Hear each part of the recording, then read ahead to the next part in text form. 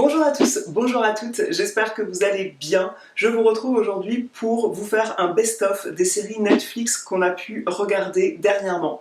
C'est à peu près à cette période de l'année, je me revois filmer une vidéo de ce type-là dans le jardin, donc c'est à peu près à cette période de l'année que je vous fais ce genre de vidéo, tandis qu'on pourrait s'imaginer qu'on passe plus de temps devant une série Netflix à l'automne, sous un plaid avec une bonne tasse de thé, le cliché à l'anglo-saxonne un petit peu. Bien que je vais avoir tendance à lire davantage en été par rapport au reste de l'année, parce que lire sous un arbre, lire pendant que les enfants sont en train de jouer dehors, voire lire pendant qu'ils sont au frais à la maison, ça peut être sympa. Et aussi, il se trouve que en ce moment, pendant les étés, on a quand même des canicules et nous, on aime bien rester au frais quand même entre midi et 16h, voire entre midi et 15h, on va dire.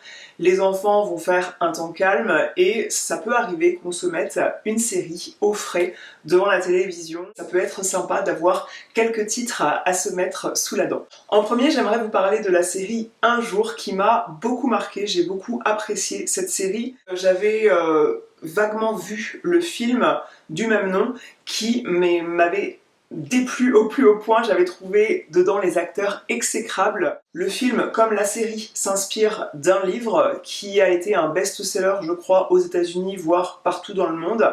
Et la série, sur Netflix, je crois qu'elle est sortie en 2023, elle s'inspire du livre et ils en ont fait une mini-série en 14 épisodes où on part de la rencontre entre Emma et Dexter qui viennent d'obtenir leur diplôme, je crois que c'est à Édimbourg que la série se passe, si mes souvenirs sont bons au départ. Et, le 15 juillet 1988, ils font une soirée de remise des diplômes. Dexter, qui est un peu un coureur, qui n'est pas très sérieux comme garçon, repère la jeune Emma, qui elle est plutôt très intello, très sérieuse. Là, elle est d'un tempérament beaucoup plus sérieux que lui. Et ils vont se rencontrer, ils vont passer une nuit et un lendemain de remise des diplômes assez inoubliables, et ils vont décider de sceller leur amitié dans le sens où ils vont se revoir déjà tous les 15 juillet des années qui vont suivre pour voilà, célébrer leur amitié, et puis de toute façon ils entretiennent tout au long de ces années une relation amicale où au départ ils se promettent de ne pas faire certaines choses. Et on va voir tout au long de la série, on va explorer comment cette relation amicale évolue. C'est un miroir grossissant sur les relations sociales, sur les relations amicales entre un homme et une femme, qui se fait tôt en partant du fait au départ où il tente d'avoir une relation sexuelle qui échoue totalement. Donc comment peut partir une amitié à partir de cela, et c'est une série qui est vraiment très touchante. Les acteurs dans la version série Netflix m'ont beaucoup plu, je les ai trouvés magnifiques, je les ai trouvés vraiment très crédibles, vraiment très attachants, tandis que Anne Hathaway, je crois qu'elle s'appelle dans le film, qui est une actrice très connue, qui joue dans Le Diable s'habille en Prada, mais je l'avais trouvé vraiment exécrable dans ce film et pas crédible dans ce rôle-là. Et là, franchement, la série est franchement adorable. Certes, il y a quelques longueurs, mais elle capture cette série à merveille la magie d'une rencontre, comme vos relations peuvent avoir un impact sur toute votre vie. La seconde série, je vous en ai parlé sur Instagram, je vous ai fait une petite story parce que la série m'avait vraiment marqué. Je l'ai regardée au départ avec mon amoureux et il a totalement lâché, ça lui a quand même très fortement déplu. C'est vrai que la série est quand même très malsaine puisqu'elle raconte une histoire quand même très malsaine. En fait, vous avez Richard Gad qui a écrit son histoire, il s'est fait harceler par une femme et il raconte dans cette série sa relation amicale avec son harceleuse et comment ça a modifié sa vie et comment ça l'a forcé à revenir sur un épisode traumatisant sur lequel il avait mis un mouchoir de poche finalement. Il pouvait finalement pas vivre sa vie en n'enlevant pas le voile sur cet épisode de sa vie. Et il se trouve, ce qui est très original dans cette série, c'est que on raconte dans la série que cette histoire de harcèlement, il en a fait un spectacle.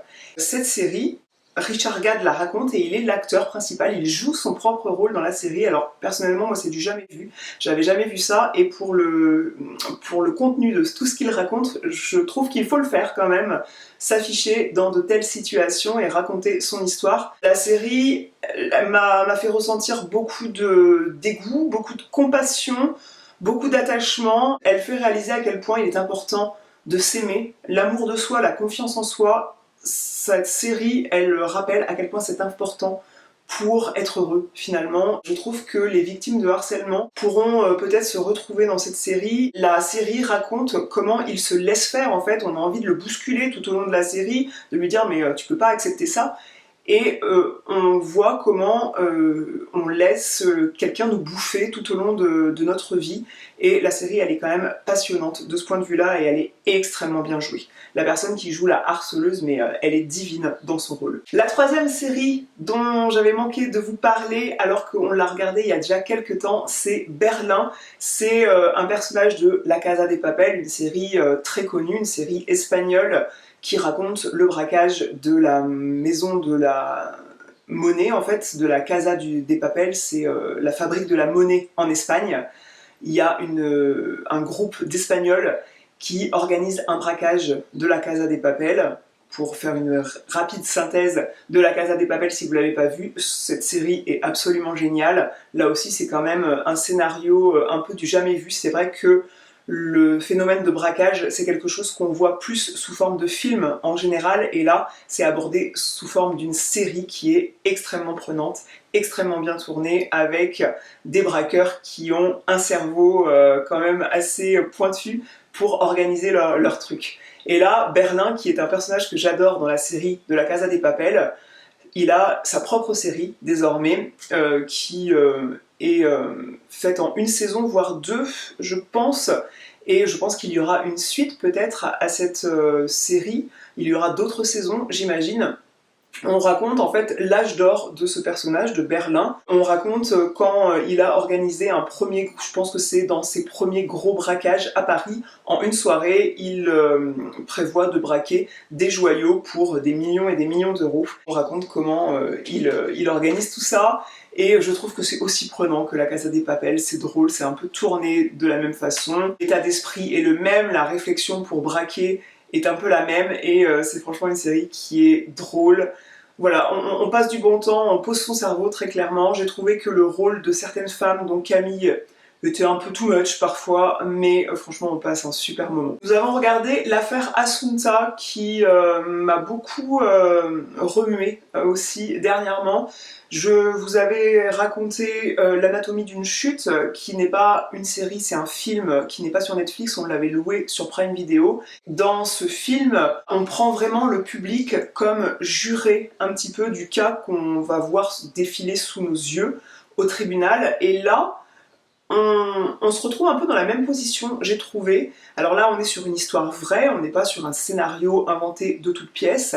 L'affaire Assunta, c'est en Espagne. C'est Rosario et Alfonso, un couple qui adopte Assunta, une petite asiatique, et à l'âge de, lorsqu'elle a 13-14 ans, je ne sais plus, ils vont à la gendarmerie déclarer un enlèvement, déclarer qu'elle a disparu. Il se trouve que cet enlèvement, on va vite retrouver le corps de la jeune fille, elle est décédée.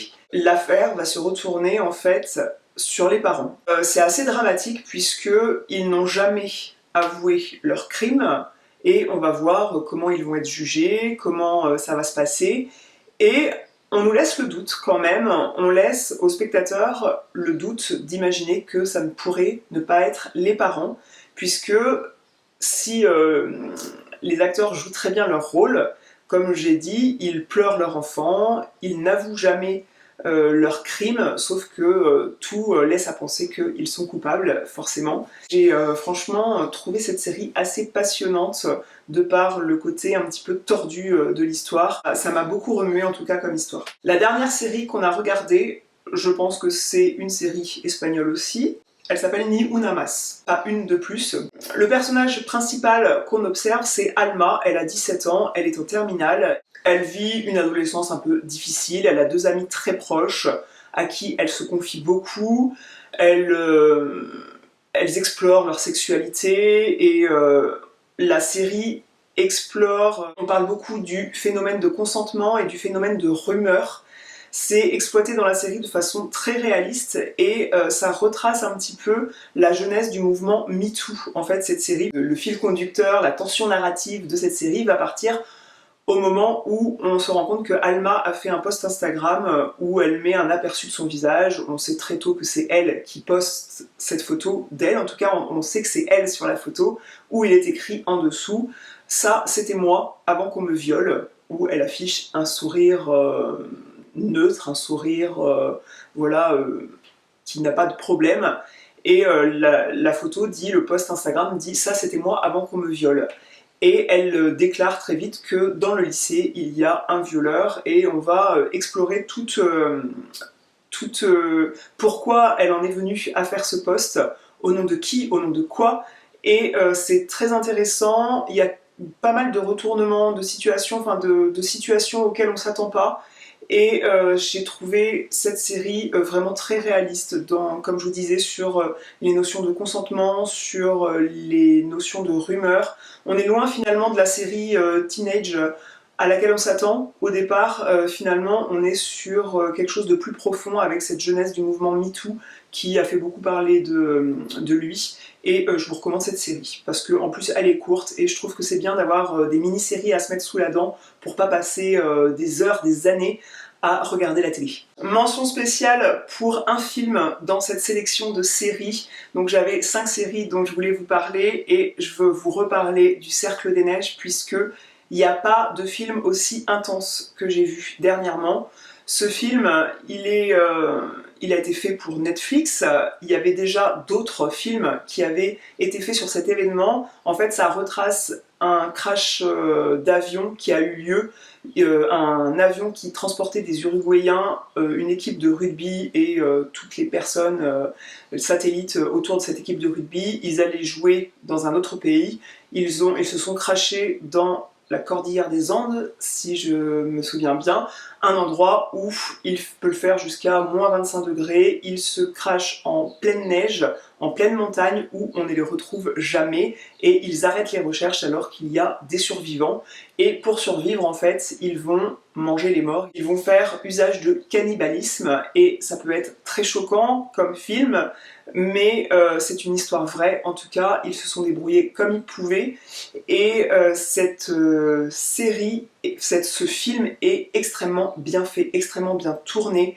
Il y a des retournements de situation, des avalanches quand ils partent à l'aventure, quand ils se décident à manger les morts. On voit déjà que c'était un groupe d'étudiants avec une certaine instruction, donc il n'y a personne qui part réellement en live parce qu'ils sont tous doués d'intelligence, ils sont tous doués d'une certaine culture, ce qui les a aidés dans leur épreuve. Je pense que quand on dit qu'on a passé une sale journée après n'importe quel événement de notre vie, et qu'on voit ce film, on se dit, non, eux, ils peuvent dire chaque jour de ces mois qu'ils ont passé là dans la Cordillère des Andes à moins 25 degrés à bouffer des copains qui étaient décédés, je pense que eux, ils peuvent dire qu'ils avaient passé des sales journées.